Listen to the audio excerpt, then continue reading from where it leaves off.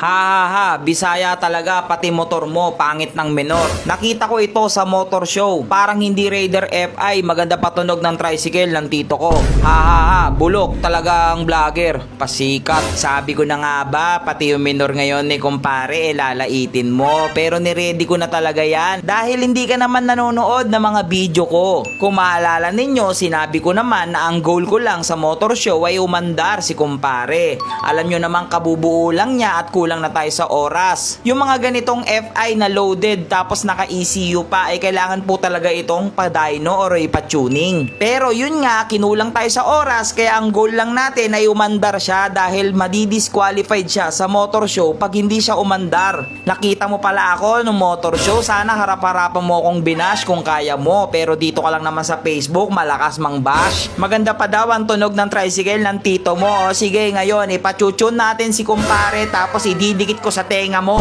Ay, na-high blood na naman ako sa inyo. Pero anyway, gusto ko munang i-shoutout yung mga patuloy na nag-aabang, sumusuporta sa video natin araw-araw para sa aking mga alaga. Kaya ngayon, samahan nyo ako, pupuntahan natin ang isa sa ating mga tropa at boss. At ipachuchun natin itong si kumpare para hindi ka na malait. O dahil nilait mo na naman si kumpare, pati yung motor show. Anong kakain ng alikabok? Baka overall champion ako. Basta naman. Pero, totoo naman yung sinabi mo. Pangit ng minor talaga ni kumpare nung show. Sorry. Eh sinabi ko naman, na inabol lang naman talaga natin siya sa motor show. Dahil nga, importante, umaandar pag ginajudge yung motor. So hindi talaga na tono. Walang tono. Ngayon, sige, makulit ka. Ayaw nyo talaga akong tigilan mga basher kayo ha. Pero gusto mo nang pasalamatan yung mas maraming sumusuporta sa atin. Yan sa kwento ng mga alaga natin, kay kumpare, kay Lucy. Maraming salamat po sa suporta nyo. Kaya mas ginaganahan akong gumawa lagi ng mga ng ikagaganda ng mga alaga natin. So ngayon pupunta tayo. Magpapatono tayo ngayon! Para sana may miss ko na si kumpare, boy. 2 araw nang walang sa bahay. Oo, tagal yun eh. Siyempre, nandun siya sa 01 Moto.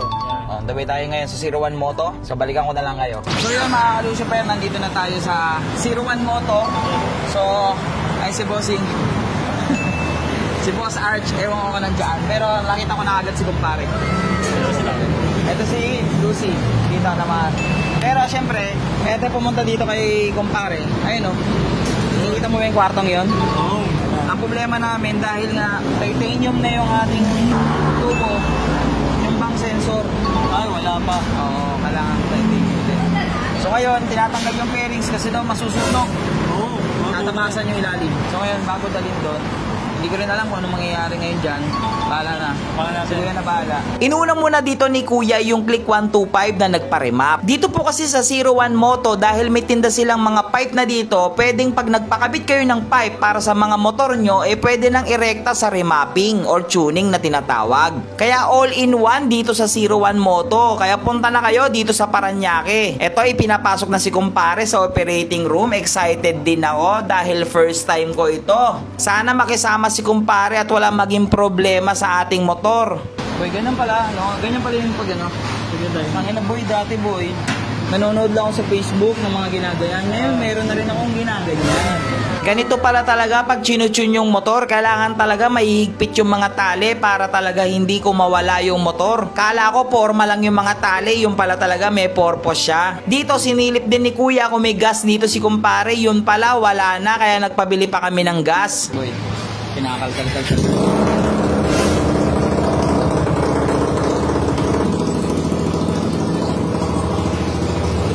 Boss, tamang watching na lang tayo dito sa labas.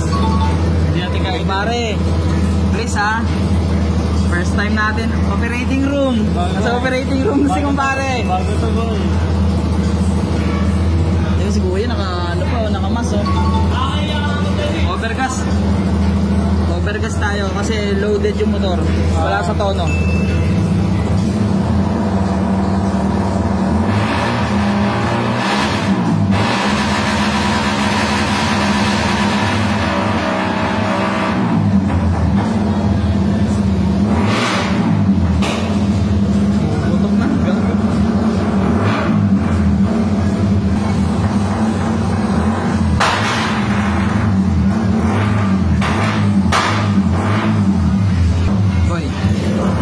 madali yan. No? Ang hirap din pala masinsin. Ayun.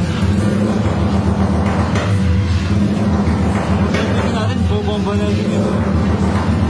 Iba pala talaga pag tuning na, no? Gumaganda yung tunog at lumulutong. Partida yung pipe na gamit natin dito, hindi pa pangbombahan. Kasi yung mga pangbombahan na pipe, yun yung tinatawag na super open at wala ng mga fiber. Ito po kasing OP Racing natin, pang motor show lang natin ito dahil ito yung papasok sa Malaysian concept na pipe. Ito pala ay merong fiber sa loob at 51mm lang po ito na open spec. Kung makikita nyo si kuya, nakatakip na talaga siya ng ilong dito dahil overgas yung ating motor. Sobrang baho na daw sa loob. Gusto ko sanang pumasok pero wag, sabi niya, dahil magsisisi daw ako sa lakas ng amoy dun sa loob. Lalo na blaze pa yung gamit nating gasolina kaya masakit talaga daw sa mata at sa ilong. Saludo rin ako sa mga ganito yung trabaho na nagchuchun dahil hindi pala madali. Dahil isipin ninyo, nalalanghap niyang buo yan yung mga usok at ingay dyan sa loob ng dyno room. Pero nabibilib din ako sa mga ganito kasi isipin ninyo, gamit lang ang laptop or ang ating mga cellphone kaya nang magiba yung takbo ng ating motor. Ganyan ang nagagawa ng mga teknolohiya ngayong panahon natin.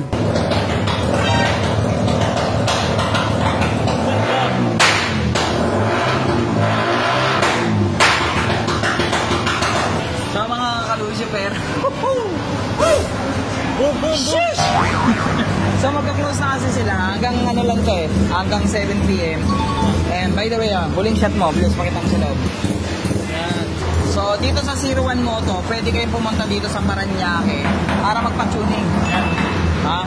So ngayon, naririnig nyo, di ba? Pumutok-putok pa. Ano nangyari kasi ngayon mga kalusifer, magka-close na kasi sila. Ang problema natin ngayon, hindi ko muna may uuwi si Lucy at si Kumpare. Ay, bakit? Ang malalala mo. Ay, God. 1.6 rush hour. 1.6? Oo. So nakausap ko naman sila boss na bukas na lang na ipapalala po. Kasi normally dito 900 pesos lang yung lalabot from bahay. Diba? So ngayon uuwi na tayo. So siyempre maraming salamat muna kay 01 Moto. Ayan guys, tingnan nyo. Kaya maraming salamat sa 01 Moto. Ikaw ang sagot sa lahat ng problema ko sa motor ko. Yan. Race Power. Wait lang. Motaru. Yan. 01 Moto, P-Lane. P-Lane. Nandito na lahat. Pagpasok mo. Kaya maraming salamat. Hanggang dyan na lang muna tong video na to kasi uwi na muna kami. At kumpare, papaputokin kita sa bahay. Kaya.